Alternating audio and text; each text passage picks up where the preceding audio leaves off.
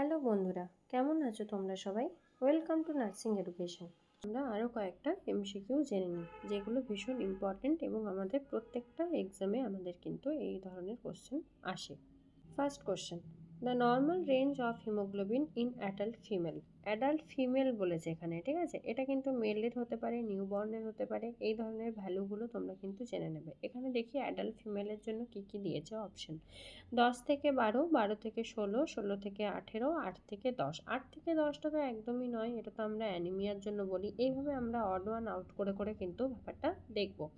তো এখানে যখন আমার অ্যাডাল্ট ফিমেলের বলবে, তখন আমি কি জানি, আমার 12 থেকে 16, ঠিক আছে? এটাই হচ্ছে আমাদের normal haemoglobin level. Next, the which vitamin is essential for blood clotting. আমাদের ব্লাড ক্লটিংয়ের জন্য কোন ভিটামিনটা লাগে? Vitamin A, vitamin D, vitamin K, vitamin C. আমরা জানি ভিটামিন কে আমাদের ব্লাড ক্লটিংয়ে হেল্প করে। Pacemaker of the heart. Pacemaker কি? হার্টের পেসমেকার কোনটাকে বলে? AV node, SA node, bundle of His আর পার্কিনজি ফাইবার। এটাও ভীষণ ইজি, এটা হচ্ছে SA node. The normal respiratory rate for adult. অ্যাডাল্টের নর্মাল রেসপিরেটরি রেট কত?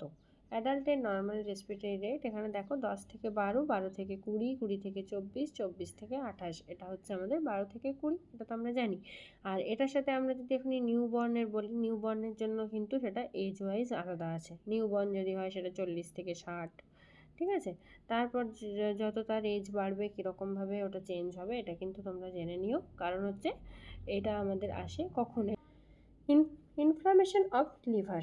Inflammation of liver is known as. লিভারের ইনফ্লামেশনকে কি বলে? Nephritis, hepatitis, gastritis, dermatitis. কি বলে? হেপাটাইটিস।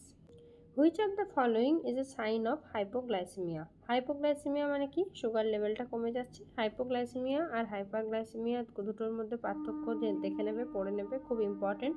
হাইপোগ্লাইসেমিয়া হলে কি হবে? Polyuria, trimmer, ফ্লাস্ট skin, slow pulse. এটা হবে ট্রিমার, ঠিক আছে? বাকিগুলো কিন্তু আমার হাইপারগ্লাইসেমিয়াতে দেখা যায়। The safest site for intramuscular injection in adult. Safest site কোনটা যেখানে আমি অ্যাডাল্টের ইন্ট্রামাসকুলার ইঞ্জেকশন দিতে পারি? সেটা হচ্ছে আমাদের ডেলটয়েড, ডর্সোগ্লুটিয়াল, ভেন্ট্রোগ্লুটিয়াল আর ভ্যাস্টাস ল্যাটারালিস। এটা হচ্ছে আমাদের সেফেস্ট। যখনই বলবে তখনই কিন্তু আমাদের ভেন্ট্রোগ্লুটিয়াল আসবে, সেফেস্ট সাইট, ঠিক আছে? এবং adult.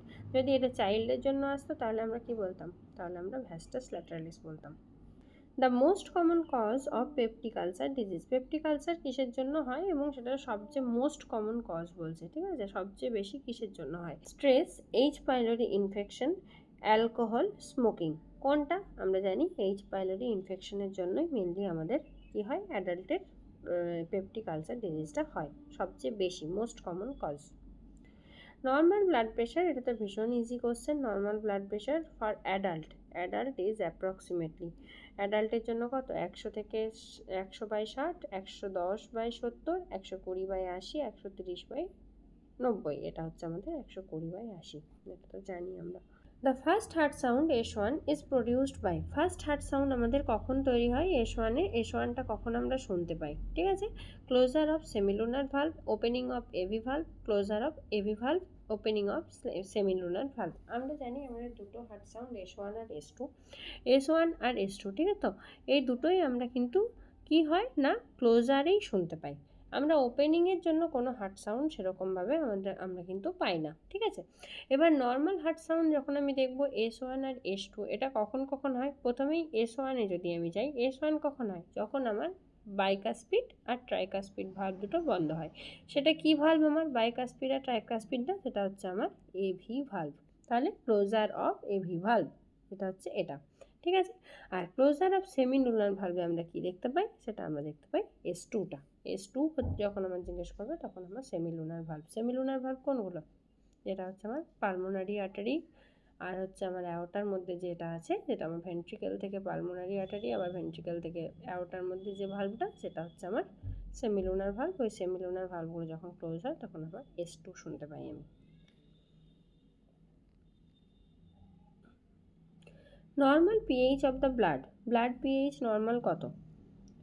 6.8 to 7, 7.35 to 7.45, 7.0 to 7.2, 7.5 to 8, এটা জানি 7.35 to 7.45 এটা আমাদের ব্লাড পিএইচ। এর নিচে যদি চলে যায় ডিক্রিজ হলে কি হয়? অ্যাসিডোসিস।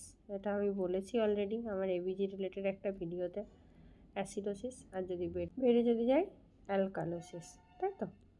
এটা আমরা জানি অ্যালকালোসিস, এটা আমাদের এবিজিতে ভীষণভাবে কাজে লাগে। Which organ is responsible for insulin secretion? Insulin কিসের জন্য কোনটা রেসপন্সিবল থাকে? সিক্রেশন কে করে ইনসুলিন সিক্রেশন? আমাদের প্যাঙ্ক্রিয়াস, তো আমরা সবাই জানি। Which of the following disease is caused by a virus? একটা ভাইরাসের জন্য কোনটা হয়? ঠিক আছে, তা কী কী দেওয়া আছে? টিউবারকিউলোসিস, কলেরা, ইনফ্লুয়েঞ্জা আর হচ্ছে আমার টিটেনাস। এবার দেখো কিসের জন্য হচ্ছে? এটা আমার ব্যাকটেরিয়া ডিজিজ, কলেরাও আমার Vibrio colliery bacteria disease, influenza আমার ভাইরাল ডিজিজ, ঠিক তো? Influenza virus. টিটেনাসও আমার কি হয়? ব্যাকটেরিয়া থেকে হয়, ক্লস্ট্রিডিয়াম টিটেনি, আমরা জানি এটা। The universal donor of the blood group? Universal donor কে আমার ব্লাড গ্রুপে? এ বি, এবি আর ও নেগেটিভ। ও নেগেটিভ হচ্ছে আমার ইউনিভার্সাল ডোনার। এক্ষেত্রে কিন্তু এইভাবে কনফিউজ না করে, অনেক সময় ও পজিটিভের সাথেও কনফিউজড করে। ও পজিটিভ কিন্তু আমার ইউনিভার্সাল ব্লাড ডোনার নয়। আমার ইউনিভার্সাল ব্লাড গ্রুপ যদি আমি বলি ও গ্রুপ যদি শুধু দেয় তাহলে ঠিক আছে, কিন্তু নেগেটিভ পজিটিভ যদি দিয়ে দেয় সেক্ষেত্রে কিন্তু আমার ও নেগেটিভ, ঠিক আছে? Which position is best for a patient in shock? Patient যখন শকে থাকবে তখন আমি সেই পেশেন্টকে কোন পজিশন দেব? ঠিক, পেশেন্ট শকে চলে গেছে মানে পেশেন্ট কোন পজিশন পাবে? ফাউলার্স পজিশন দেবো কি? না। টেন্ডেলেনবার্গ পজিশন আমি অবশ্যই দেবো, টেন্ডেলেনবার্গ পজিশন।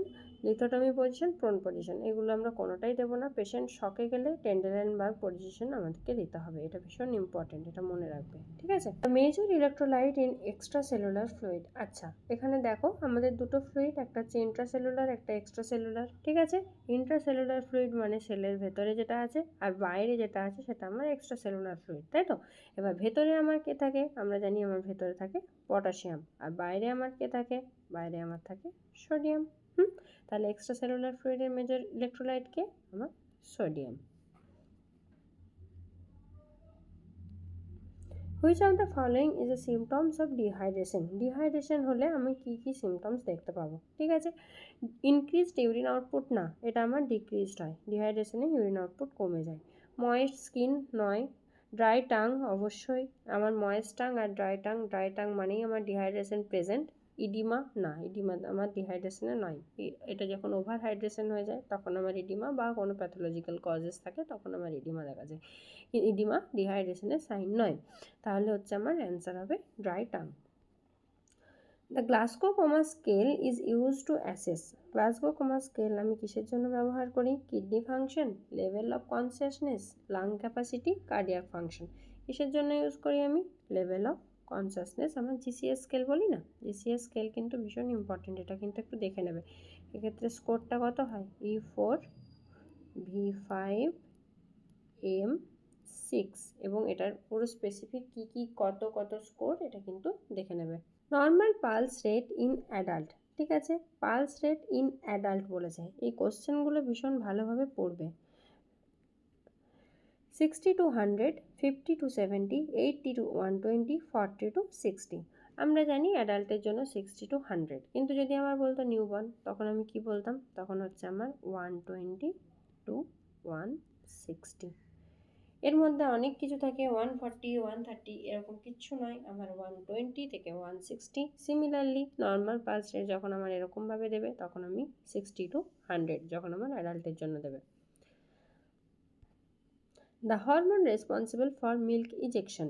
আমি কিন্তু বারবার বলছি কোশ্চেন ভীষণ ভালোভাবে পড়বে। কোশ্চেন না পড়লে একবার দুবার পড়ে রিডিং দেবে, বারবার করে পড়বে, তারপর অপশন পড়বে, তারপর একটা কোশ্চেন কিন্তু করবে। Hormone responsible for milk ejection বলেছে এখানে, ঠিক আছে? একটা হয় মিল্ক ইজেকশন, একটা হয় মিল্ক প্রোডাকশন, ঠিক আছে? এই দুটো কোশ্চেন কিন্তু ভীষণ ইম্পর্টেন্ট। মিল্ক ইজেকশন যখন আমি বলবো তখন আমার চলে আসবে কি? অক্সিটোসিন। কিন্তু প্রোল্যাকটিন যখন আমি বলবো তখন হচ্ছে আমার মিল্ক প্রোডাকশন। এটা কিভাবে মনে রাখবে? এটা তো আমরা ভুলে যেতেই পারি, তাই না? কিভাবে আমরা মনে রাখবো প্রোডাকশন আর ইজেকশনটা? এই যে পি, প্রোল্যাকটিনের পি আর প্রোডাকশনের পি, ঠিক আছে? এভাবে আমরা মনে রাখবো। প্রোল্যাকটিন প্রোডাকশন করে আর ইজেকশন করে অক্সিটোসিন।